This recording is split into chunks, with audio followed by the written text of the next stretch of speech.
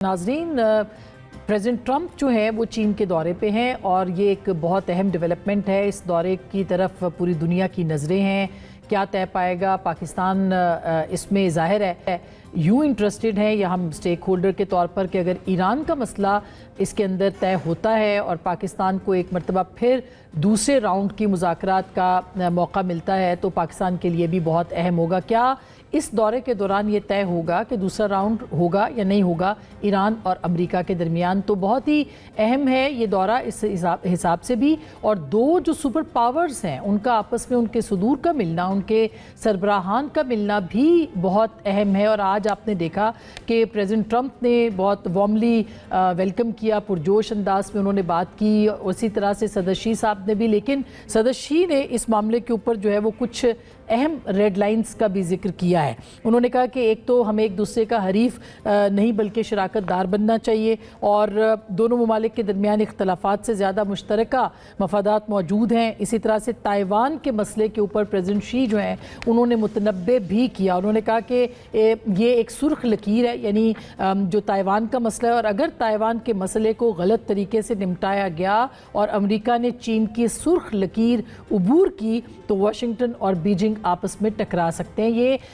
हमने तमाम जो न्यूज़ आउटलेट्स हैं इंटरनेशनल, उन्होंने इसको रिपोर्ट भी किया है। दूसरी जानिब अमेरिका चीन से ईरान के मामले के ऊपर भी एक मदद चाहता है और जो अमेरिकी वज़ीर ख़ारजा है मार्को रूबियो, उन्होंने कहा कि चीन ईरान को खलीज में जारी इक़दामात से पीछे हटने पर आमादा करे, यानी कि वो चाहते हैं कि चीन ईरान को कहे कि वो आपदाए हुर्मुज़ पे भी और यूरेनियम के मामले के ऊपर भी पीछे हटे। और ज़ाहिर है फेस सेविंग चाहिए अमेरिका को, क्या चीन उसके अंदर एक अहम रोल प्ले करेगा, इसके ऊपर भी बात करेंगे। दूसरी तरफ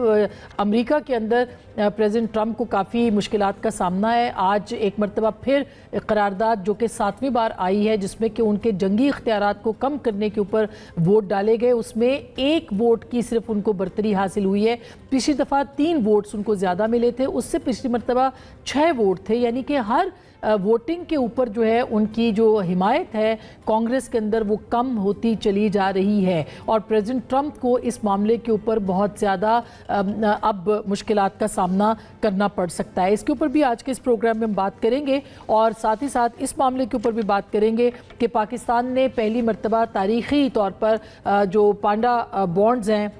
उनको जारी किया है और ये चीन की जो मंडी है उसके अंदर जारी किया है, युआन में किया है जो कि चीनी करेंसी है। और 1 बिलियन से ज़ायद डॉलर्स की ये जो बॉन्ड्स हैं ये पाकिस्तान ने जारी किए हैं और पहले मरहले में 2.50 मिलियन डॉलर्स के ये जो है वो बॉन्ड्स जारी किए हैं। इसका क्या इम्पैक्ट है इसके ऊपर भी हमने बात करनी है। बजट आने वाला है और बजट के हवाले से मुख्तलिफ तजावीज़ भी ली जा रही हैं। आज आपने बिलावल भुट्टो साहब को भी सुना होगा और इसके साथ साथ 28वीं तरमीम का जिक्र भी आ रहा है। तो बजट में क्या आवाम के लिए रिलीफ है या तकलीफ है,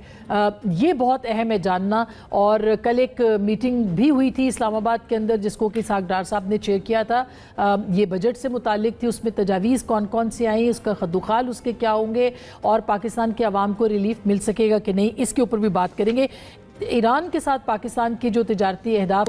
10 अरब डॉलर पाकिस्तान ने जो है वो रखे हैं, क्या ये मुमकिन होगा वहाँ से लेना, और क्या जो हमारी तिजारती राहदारियाँ खुली हैं ईरान के साथ, चाइना के साथ, किर्गिस्तान के साथ, ये इसमें पाकिस्तान को क्या फ़ायदा होगा। बहुत सारे मौज़ूआत हैं और इस पर हम बात करेंगे। मेहताब हैदर साहब हमारे साथ मौजूद हैं, सीनियर सहाफ़ी, तजिया निगार, तबसरा निगार, किसी तारुफ के मोहताज नहीं। बहुत शुक्रिया आपकी। हमारे साथ सैयद मोहम्मद अली साहब हैं, दिफाई तजिया निगार हैं और आप इनको सुनते और देखते रहते हैं। बहुत शुक्रिया आपकी तशरीफ़ आवरी का। जनाब इमरान अली साहब साबिक सफ़ीर पाकिस्तान के, और अगेन आप इनको सुनते और देखते रहते हैं। बहुत शुक्रिया इमरान अली साहब आपका भी। और सबसे पहले सैयद मोहम्मद अली साहब, ये जो दौरा है प्रेसिडेंट ट्रंप का, इसको ज़ाहिर दुनिया भर लिख रही है कि बहुत अहम और ज़ाहिर अहम है भी कि 2 सरबराहान मिल रहे हैं 10 साल के बाद, ये एक समिट है उस तरह की, तो इसकी वाकई अहमियत है। और इसमें हम इसको रीजनल सतह पे पाकिस्तान, ईरान, चाइना, अमेरिका, उसमें किस तरह से इसको हम देख सकते हैं। बहुत शुक्रिया आसमा। मैं समझता हूँ कि ये जो टाइमिंग है और जिस माहौल में ये मुलाकात हो रही है वो बहुत इम्पॉर्टेंट है। और 3 चीज़ें इसमें समझना ज़रूरी है कि इनके जो جو ایجنڈے اور آؤٹ کم اور پروسیس پہ وہ اثر انداز ہوگی. پہلی بات یہ ہے کہ میں سمجھتا ہوں اس دورے کی کامیابی کا بہت گہرا تعلق صدر ٹرمپ کے آنے والے مڈ ٹرم الیکشنز میں پہ پڑ سکتا ہے, اور اس کا جو ایک پہلا پہلو یہ. دوسری بات یہ وہ ایران کے ساتھ ایک بڑی کشیدگی میں بھی وہ پھنسے ہوئے ہیں, اس میں بھی وہ ریلیف چاہ رہے ہیں, تھوڑی سی چین کی مدد چاہ رہے ہیں. اور تیسری یہ کہ وہاں پہ معاشی مسائل بھی اب امریکہ میں اس جنگ کے بعد تھوڑے سے بڑھ رہے ہیں. تو چار چیزیں ہیں جو کہ اس دورے میں بڑی امپورٹنٹ ہے, اور ان کے درمیان یوں آپ سمجھیں کہ ایک گرینڈ بارگن ٹو گریٹ پارٹس کے درمیان ہوگا. لیکن سب سے امپورٹنٹ بات میرا ابتدائی کامنٹ یہ ہے کہ میں سمجھتا ہوں ایک ایسے ٹائم پہ جب کہ عالمی جو نظام یا ورلڈ آرڈر ہے وہ بہت زیادہ منتشر ہوتا ہوا نظر آ رہا ہے, اس کے لیے یہ ایک یوزفل اور ہائیسٹ لیول کی اپرچونٹی دو عالمی طاقتوں کے درمیان ہے کہ وہ اس کی ڈسرپشن کے عمل کو مینج کر سکیں, تاکہ اس کے عالمی اور علاقائی جو اثرات ہیں منفی ان کو کم kar سکیں. ایک جو سب سے بڑا بارگن ہے وہ تائیوان ورسز ایران کا ہوگا. اگر امریکہ چین کو یہ ایشورنس دیتا ہے کہ وہ دفاعی تعاون اور جو تائیوان کی خود مختاری کے حوالے سے جو چین کے تحفظات اور خدشات کو وہ میٹ کرتا ہے, تو میں سمجھتا ہوں کہ ان ریٹرن وہ اپنا اثر و رسوخ ایران پر بھی توقع ہے کہ چین استعمال کرے, اور اس کو بہتر انداز میں قائل کرے کہ وہ ایک دیر پا جنگ بندی اور زیادہ لچک کا مظاہرہ ایٹمی پروگرام اور گلف آف ہرمز کے حوالے سے کر سکے. اور اس میں خوشائند بات آلریڈی اس کا جو اعلامیے میں آپ کو نظر آ رہی ہے وہ یہ ہے کہ امریکہ اور چین نے اس کو اگری کیا ہے کہ وہ ایران نہیں چاہتے, دونوں طاقتیں, کہ ایران ایٹمی ہتھیار بنائے, اور ساتھ میں ٹول ٹیکس بھی جو آبنائے ہرمز کا اس پہ دونوں نے اتفاق کیا کہ کوئی ٹیکس نہیں ہوگا, کہ اس کو کھلا رہنا چاہیے. عالمی توانائی کی ترسیل کے لیے رکاوٹ کو انہوں نے کرٹیسائز کیا ہے, تو ایک کامن اپروچ آپ کو نظر آ رہی ہے. دوسرا جو بڑا امپورٹنٹ پہلو ہے وہ ٹیکنالوجی کا فیوچر ہے. ریئر ارتھ منرلز کی سپلائی اور پروڈکشن کو چین کنٹرول کرتا ہے, اور اس ٹیکنالوجی کی کٹنگ ایج جو مونوپلی ہے اس کو امریکہ کنٹرول کرتا ہے, اور 12 دنیا کی لیڈنگ ٹیکنالوجی کے کمپنی کے سربراہ ان کے ساتھ وفد میں شامل ہیں, جن کے کامیاب دورے اور ڈیلز کے نتیجے میں میں سمجھتا ہوں کہ صدر ٹرمپ یہ کوشش کریں گے کہ آنے والے مہینوں میں وہ اس کو ایک کامیاب دورے کے طور پہ اپنے ووٹرز اور پارٹی کے پاس بھی لے کے جائیں کہ جناب دیکھیں, میں نے نہ صرف ان کمپنیوں کے لیے انویسٹمنٹ, کاروبار, عوام کے ملازمت کے مواقع تلاش کر لیے ہیں جس کے عوض مجھے جو ہے وہ ووٹ ملنے چاہیے. اور دوسری بات یہ کہ میں نے چین اور امریکہ کا جو بائیلیٹرل ٹریڈ ہے اس میں چین کی ایکسپورٹس امریکہ کی طرف 3 گنا زیادہ ہیں. تو اگر ان 12 کمپنیز کو اگر وہ بوئنگ جہاز بیچنے میں کامیاب ہوتے ہیں, 5Bs and 3Ts والی 5Bs میں تو بوئنگ سب سے پہلے ہے, اور دیگر ان کو مارکیٹ ایکسس چین کا ملتا ہے, تو وہ اس کو ایک کامیاب دورے کے طور پہ اپنے عوام, اپنی پارٹی اور ووٹر کے پاس لے کے جائیں گے. تو میں سمجھتا ہوں کہ یہ معاشی اعتبار سے بڑا امپورٹنٹ ہے, لیکن اگر اس میں ایک پازیٹیو ڈیوریبل آپ کو روڈ میپ اگلے سالوں میں نظر آتا ہے تو اس کے بہت مثبت اثرات میں سمجھتا ہوں پاکستان کے لیے بھی پڑ سکتے ہیں, اور اس علاقائی جو کنیکٹیوٹی کے معاملات ہیں اس میں بھی پیش رفت ہو سکتی ہے. اسی میں جو آپ سے میں سوال عمران صاحب آپ کے پاس لے کے آؤں کہ کیا آپ کو لگتا ہے کہ جو ایک تو ٹیکس آبنائے ہرمز کے حوالے سے ایران کے اندر اپنا کردار ادا کریں, مارکو روبیو نے کہا, کیا کچھ کامیابی مل سکتی ہے اور امریکہ کے ہاتھ کچھ اس دورے سے ان کے ہاتھ میں کچھ آ سکتا ہے کیا؟ دیکھیے شاید سیمنٹکس کی حد تک تو آ جائے, لیکن اگر سبسٹینشلی پیس کے اوپر کچھ کرنا چاہتے ہیں تو ان کو دونوں ممالک کو, امریکہ کو اور ایران کو, ایک دوسرے کے سامنے فیس ٹو فیس بیٹھنا پڑے گا. یہ جو انڈائریکٹ طریقے چل رہے ہیں, جب سے ایران نے سیکنڈ راؤنڈ آف ٹاکس پہ آنے سے کچھ گریزاں تھے, دیر بعد آنا چاہتے تھے, تو اس وقت سے نا یہ سارا پیس پروسیس جو امن کا ایک چلا تھا وہ تقریباً ڈول ڈرمز میں چلا گیا, کیونکہ یہ بڑا عجیب سا ہے کہ اب ایک کو ای میل کریں, اس کے بعد وہ دوسرے کو پہنچا دے, اور وہ لینگویج سخت ہوتی ہے. تو اگر دیکھیے اگر ای میلز پہ اور انڈائریکٹ طریقوں سے نیگوسیشنز کامیاب ہو سکتی ہیں تو پھر پریزیڈنٹ ٹرمپ کو کیا ضرورت تھی تھکے آ رہے ادھر چائنا پہنچنے کی, وہ وہیں رہ جاتے. تو سملرلی یہ ایران کی اور امریکہ کی بالکل چائنا سیلوٹری افیکٹ کریٹ کر سکتا ہے، لیکن ان کی جو ٹاکس ہوں گی نا، وہ جب تک ڈائریکٹ ٹاکس نہیں ہوں گی، بے شک اسلام آباد میں ہو، بے شک جنیوا میں ہو، بے شک عمان میں ہو، پروبلی اسلام آباد ہی ہوں گے اگر ہوئی تو، جب تک یہ نہیں ہوں گی ان کا کوئی امن کا نتیجہ یا کوئی دیر پا پیش رفت نہیں ہو سکتی۔ یعنی ایران جو ہے وہ کہہ سکتا ہے چائنا کو کہ بھئی یہ تو ہم نے نئی اپنی ارینجمنٹ کی ہے، اس کے اندر تو ہم بات نہیں مان سکتے، اس پوزیشن میں ہے کہ وہ ٹول ٹیکس والی جو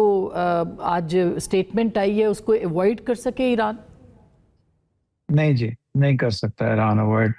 جب پیس ٹاکس ہوں گی تو وہ گیو وے کر جائے گا، لیکن گیو وے اس وقت کرے گا جب دوسری سائڈ سے سینکشنز ختم ہوں گی یا کوئی اور چیز، جب تک وہ ختم نہیں ہوں گی وہ قائم رہے گا اور نیگوشیٹنگ بارگین کے طور پہ اس کو یوز کرتا رہے گا۔ ٹول ٹیکس انٹرنیشنل ایک جو کسٹم ہے اس کے خلاف ہے چیز۔ سوورنٹی کسی قسم کی ہو سکتی ہے وار کے اندر، لیکن ٹول ٹیکس میرا خیال ہے اب دو ممالک کا تو ویو آ گیا ہے، باقی بھی دنیا میں میرا نہیں خیال کو اس کو سپورٹ کرے گا، اور اسی لیے وہ اپنی حدود میں بھی اضافہ کر رہا ہے تاکہ اگر ان کو کسی ایک طرف سے نکلنا پڑے تو وہ اپنے کنٹرول کو مستحکم کرنے کے لیے وہ جو اپنا بڑھا رہا ہے دائرہ کار وہ موجود رہے، نہیں؟ ہاں جی، یہ ساری بارگیننگ پوزیشنز ہیں، یہ گیو ان کر دے گا ایران اگر دوسری سائڈ کچھ گیو ان کرے گی، ایران گیو ان کر دے گا ان چیزوں کو، یہ میکسیملسٹ پوزیشنز ہیں، ان کو گیو ان کر دے گا۔ البتہ کسی نہ کسی قسم کی اپنی خود مختاری آبنا ہرمز کے اوپر اسپیشلی ہاسٹیلیٹیز کے دوران وہ ایران نہیں دے گا، ایون چین کے کہنے پہ بھی نہیں دے گا۔ مہتاب حیدر صاحب، اب اگر یہ صورتحال ہے اور پریزیڈنٹ ٹرمپ وہاں پہنچے ہیں، ان کے بیچ میں ساری گفتگو ہو رہی ہے، آپ کو لگتا ہے کہ کوئی اپرچونٹی پاکستان کے لیے بھی نکل سکتی ہے؟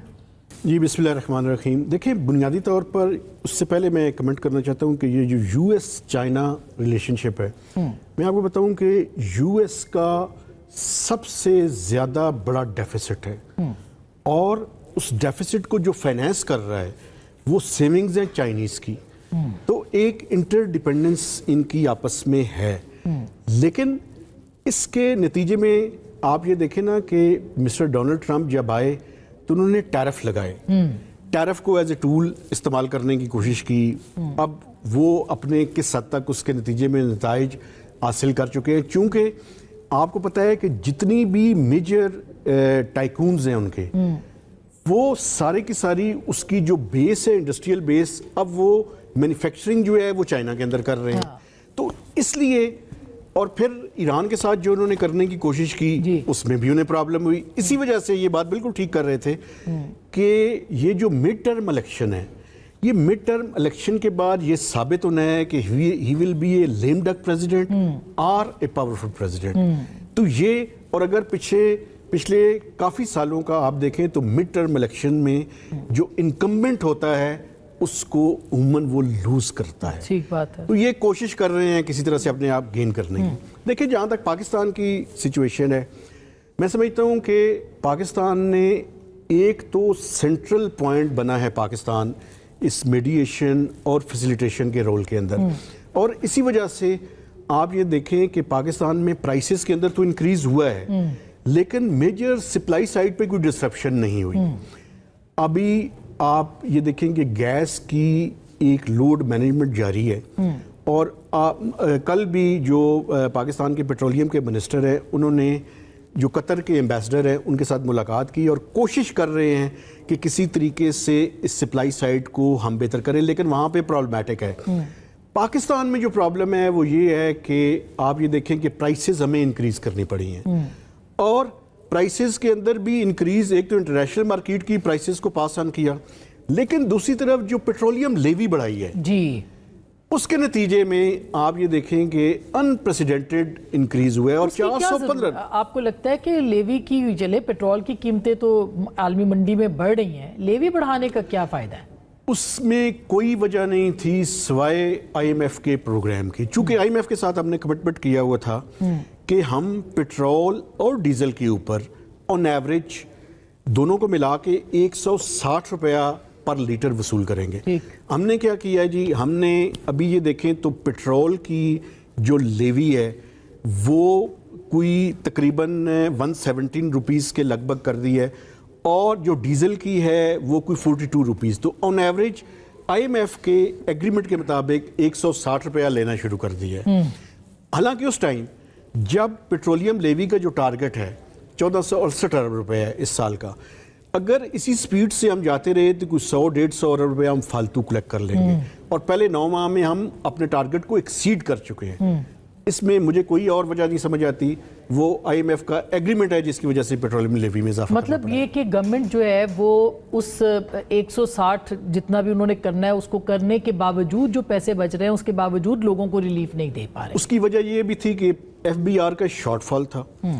और पेट्रोलियम लेवी की एक वजह ये भी है कि petroleum levy is a non tax revenue. तो जो पेट्रोलियम लेवी है वो फेडरल डिविजिबल पूल का हिस्सा नहीं बनता, वो सारे का सारा पैसा जो है वो फेडरल गवर्नमेंट के पास रहता है। अगर इसके बजाय हुकूमत ने GST लगाया होता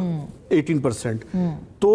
वो फेडरल डिविजिबल पूल का हिस्सा होता और 60% सूबों के पास चला जाता। तो हुकूमत ने पेट्रोलियम लेवी लगाया, और वो भी डबल रेट से लगाया। ये ऑलमोस्ट डबल है इसका रेट अगर इस टाइम देखें तो इस वजह से वो सारे के सारे पैसे फेडरल गवर्नमेंट के पास जो टैक्स वो इकट्ठे नहीं कर पा रहे उसका जो खमियाजा है वो पाकिस्तान के गरीब अवाम को भुगतना पड़ रहा है। बिल्कुल ये ठीक है, और ये सारा बुनियादी वजह जो है वो IMF का एग्रीमेंट है, और उससे हम नहीं निकल सकते। ऑफ कोर्स उस एग्रीमेंट से हम निकल नहीं। आज 1.3 बिलियन डॉलर्स हमें आए हैं, मगर हमारे पास कोई और चीज़ नहीं है जिसको कि हम कह सकें कि हम वहाँ से पैसे ले सकते हैं और डिपेंडेंसी कम हो जाए। देखिए IMF के अम्ब्रेला के बगैर हमें बायलैटरल्स भी पैसे नहीं देंगे। ये जो आपने बॉन्ड का जिक्र किया, अभी आपने देखा कि यूरो बॉन्ड भी $750 मिलियन का लास्ट 2 वीक्स बिफोर पाकिस्तान ने लॉन्च किया। आज $250 मिलियन इक्वलेंट टू, जो RMB में है लेकिन $250 मिलियन। तो वो बेसिकली ये IMF का जो हेल्थ सर्टिफिकेट है ये उसी के नतीजे में है। जहाँ पे हम IMF को क्रिटिसाइज करते हैं वहाँ पे पाकिस्तान के लोगों के साथ ये भी शेयर करने की ज़रूरत है कि ये बायलैटरल जितने भी ममालिक हैं,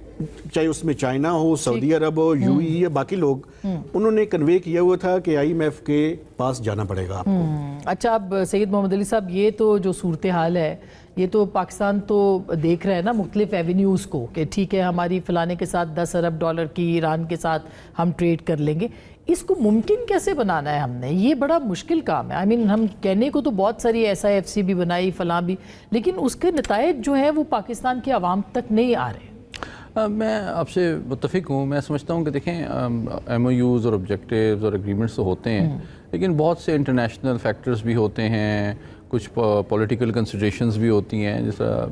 अभी मेहताब भाई ने भी हवाला दिया, तो वो उसकी वजह से रियलिस्टिकली उतनी प्रोग्रेस सामने नहीं आती है। और जारी बात है अभी दुनिया में जो ताकत का तवाज़ुन है वो बड़ा मुख्तलिफ है। लेकिन ये जो अभी इस वक्त बीजिंग में मुलाकात हो रही है, इसके 2 पहलू मैं बड़े मुस्बत देखता हूँ, बल्कि 3 पहलू। एक तो मैंने पहले गुजारिश की कि दुनिया में जितना ज़्यादा आलमी इदारों और आलमी ताकतों पे दुनिया का एतमाद जितना मजरू हुआ था, उसको थोड़ा सा ये रिपेयर करने की एक कोशिश है सदर ट्रंप की तरफ से। और आपने उनकी बॉडी लैंग्वेज और उनके अल्फाज का चुनाव, प्रेसिडेंट जी जिनपिंग जो हैं वो जिस यूनिवर्सिटी से पढ़े हैं उसको एक अमरीकी सदर ने डोनेशंस दी थी, तो वो याद करा रहे थे कि अपने एहसानात और बड़ी पॉजिटिव बॉडी लैंग्वेज थी। तो उनके मिजाज, जिस तरह मैंने आपसे पहले भी कहा, मैं समझता हूँ सदर ट्रंप जो है ना वो ताकत का एहतराम करते हैं और कमज़ोरी को के सामने बिल्कुल बेरहम है वो। ये उनका एक मिजाज है। तो दूसरी बात ये है कि जैसे इंटरडिपेंडेंस की बात की, इस वक्त वो चाइना को एक अपॉर्चुनिटी के तौर पे देख रहे हैं अपने सियासी मुस्तकबिल के लिए भी, अमेरिका के मईशत के लिए भी और अपने वोटर के लिए भी, और जो उनकी राय आमा के हवाले से उनको धचका अमेरिका के अंदर पहुंचा है उसको रिपेयर करने के लिए एक अपॉर्चुनिटी देख रहे हैं, उसको एक थ्रेट के तौर पे नहीं देख रहे हैं। तो तीसरी बात यह है कि अगर ये इकोनॉमिक डोमेन में दोनों के मसाइल कम होते हैं, बल्कि इकोनॉमिक वॉर डीएस्केलेट करते हैं ये, और साथ ही साथ स्ट्रेटेजिक साइड पे भी एटमी हथियारों वगैरह में भी आर्म्स कंट्रोल की तरफ प्रोग्रेस बढ़ती है, तो मैं समझता हूँ दुनिया कदरे इस्तेहकाम की तरफ जाएगी और उसके मुस्बत असरात मुख्तलिफ खित्तों में इंक्लूडिंग पाकिस्तान और ईरान में पड़ेंगे। अगर चीन जो है अमेरिका کے توقعات کے مطابق ایران پہ جو اس کا اثر و رسوخ ہے وہ کسی اور طاقت کا نہیں ہے، کیونکہ سب سے بڑی وہ ان کی تجارتی منڈی ہے۔ اور دیکھیں پھر چین اور روس نے اس قرارداد کو بھی سیکورٹی کونسل میں ویٹو کیا تھا جو کہ ایران کے خلاف آئی تھی۔ تو اس وقت امریکہ کی توقع، پاکستان کی توقع بھی یہ ہے کہ اگر چین ایران کو قائل کرنے میں کامیاب ہوتا ہے اور ایک دیرپا جنگ بندی وقوع پذیر ہوتی ہے اور معاشی جو مسائل ہیں اور تناؤ ہے اس میں کمی آتی ہے، تو میں پر امید ہوں کہ پاکستان کے لیے بھی بہت سے مواقع نکلیں گے، نہ صرف ایران بلکہ دیگر ممالک کے ساتھ بھی۔ اچھا، یہ اس میں میں نے تفصیل سے بات کرنی ہے، لیکن عمران صاحب اس سے پہلے کہ میں آپ سے پوچھوں، مجھے بریک لینے کا کہا گیا ہے، میں بریک لیتی ہوں۔ بریک کے بعد میں آپ سے یہ پوچھوں گی کہ چین اور ایران کا جو ایک بیلنس یا ایک موازنہ ہے وہ کس طرح سے ہو سکتا ہے، جس طرح سے بڑا اچھے طریقے سے محمد علی صاحب نے بتایا، لیکن تائیوان پہ جو متنبع کیا ہے چین نے، اس کے اوپر بھی آپ کا کمنٹ چاہیے۔ بریک کے بعد اس پہ بات کریں گے، ہمارے ساتھ رہے گا۔